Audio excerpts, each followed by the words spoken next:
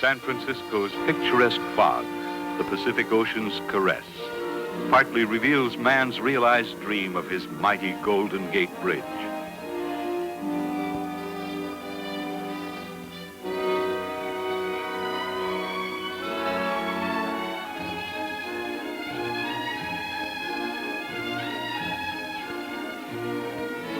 Titanic steel towers stabbed at the top of the sky, but gave up after 746 feet.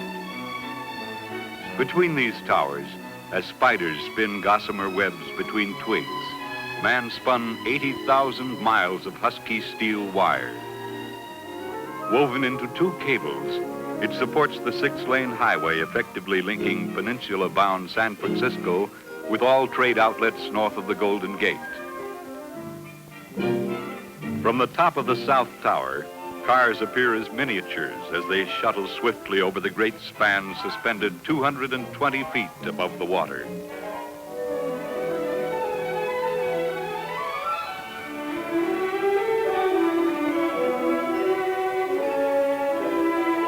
An inbound freighter from across the Pacific cleaves the powerful 7-knot tidal current that surges restlessly about the bridge abutments.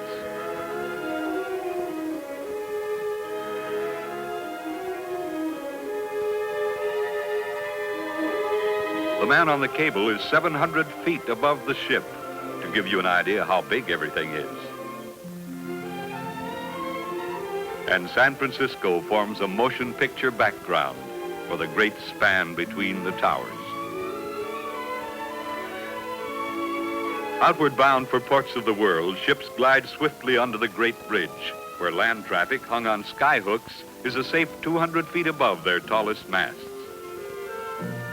Man's dream in steel, although a triumph of engineering reality, is still a dream picture in the ageless setting of the beautiful Golden Gate.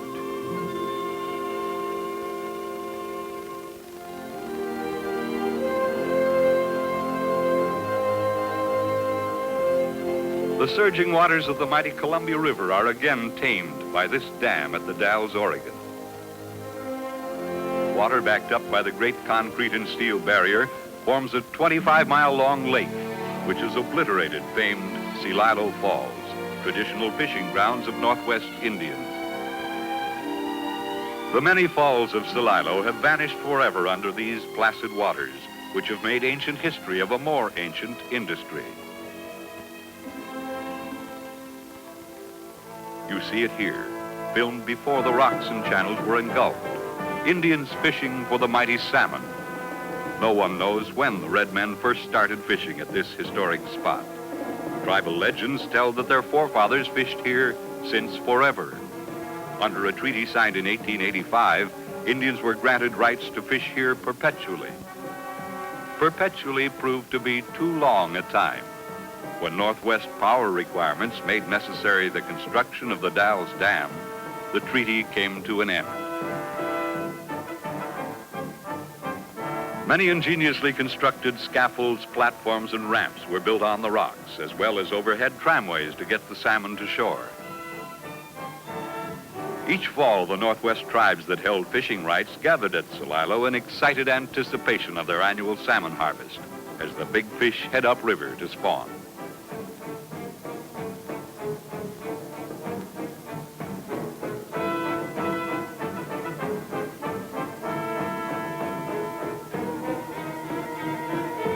Gear was simple. Huge nets on long poles that could reach into favorite salmon runs, and the fisherman was in business. Tribal law decreed that fishermen must be tied to rocks or platforms. Ee-yah, here's a whopper. Someone latch on here and help before the fish gets the Indian.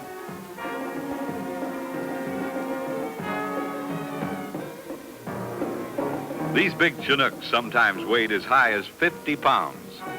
This was really fishing. Thousands were caught daily during the run.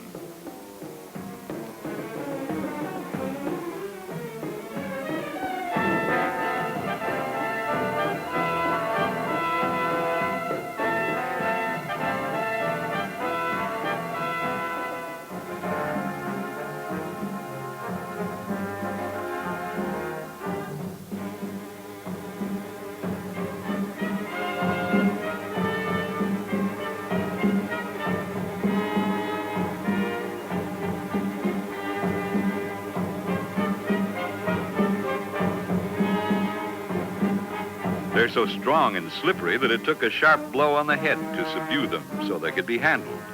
Each salmon was quickly killed as soon as it was caught. Even the kids could catch them. No more do the Indians fish at Celilo. They were paid $18 million to settle the treaty. Rollicking white water shouts no longer. The roar of the falls at Celilo is stilled forever.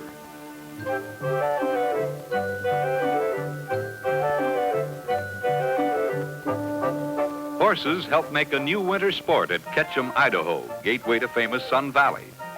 While skiers zip down the upper slopes, Western folk in the valley take to ski-going chariots. Ben-Hur never saw anything like this.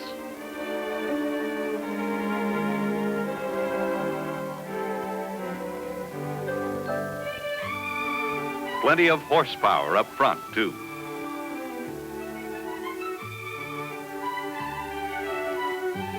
It's like a three-ring circus, complete with announcer and loudspeaker. These snow jockeys don't spare the horses, and it's a toss-up who has the most fun, people or horses. They're off again, amid flying snow. It's a lickety-split, slam-bang affair enough to please any cowboy.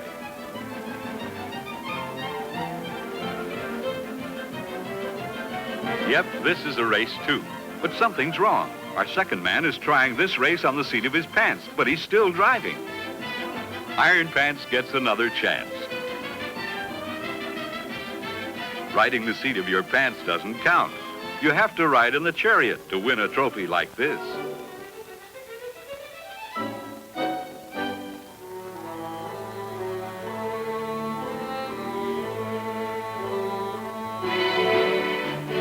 Something on this mile-long freight train may be going to your house. But from the time the merchandise is loaded in a freight car until it reaches you, the car may have been shuffled in and out of a number of trains. How do they do it so that the car reaches its proper destination? Watch. This eastbound train is headed into the radar classification yard at North Platte, Nebraska. The layout of parallel tracks might be called a freight car sorter outer. Our train will be taken apart and cars will be moved into other trains headed east, north, and south. A diesel switch engine couples onto the end of the train. Mechanical hands reach out to say, "Howdy, friend," as automatic couplers meet in a handclasp of steel. Now the train is slowly and carefully pushed up a long incline. You're about to see how Union Pacific combines the ancient law of gravity with the modern science of electronics to break up the train and sort the cars to combine them into new trains. Railroad men call the top of the incline the hump. It is here that the cars are uncoupled to coast gently down the east incline onto a pre-designated track, which already contains other cars headed for the same general destination.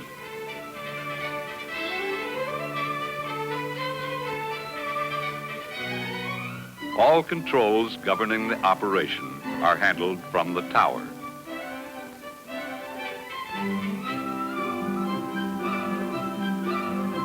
Cars are oiled and inspected as they roll by the pits. With a list to guide him, this man tells the switchman over the loudspeaker how many cars to uncouple at a time. The cars roll swiftly down the incline toward the sorting tracks. As they roll, radar flashes their speed back to the tower. Other electronic devices weigh each car and compute the distance it must roll to be coupled into the waiting train. An electronic brain considers all these factors and under the watchful eye of a towerman tells the retarders exactly how much to slow the car so that it couples gently at just the right speed without a jar to the cargo.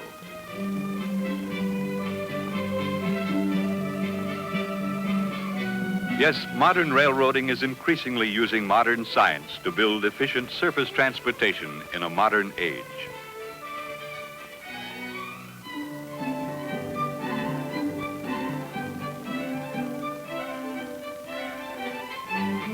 Electronics today play an important part in keeping the freight of the nation moving swiftly and economically over the steel highway.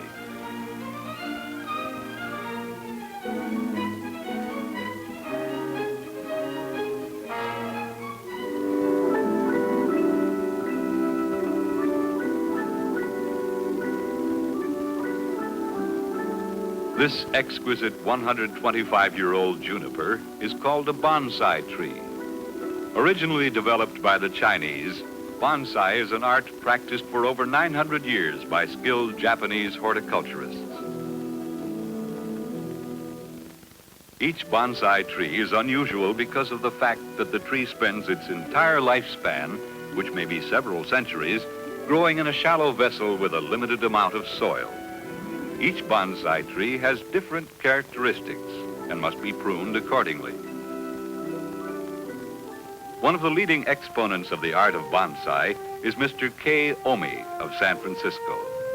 Trained in the art by his father, what was a hobby in Japan over 30 years ago is now a business in this country. 100 years old, this Chinese juniper is still only 8 inches high. The weeping red pine behind Mr. Omi is 400 years old and has a foot of growth for each 100 years. The shapely Oleagnus, which Mr. Omi is about to prune, is a member of the Oleaster family and is about 25 years old. Every tree is shaped according to its natural limbing characteristics in order to produce a creation of aesthetic value. Bonsai trees generally carry tendencies to remain small, but are not stunted.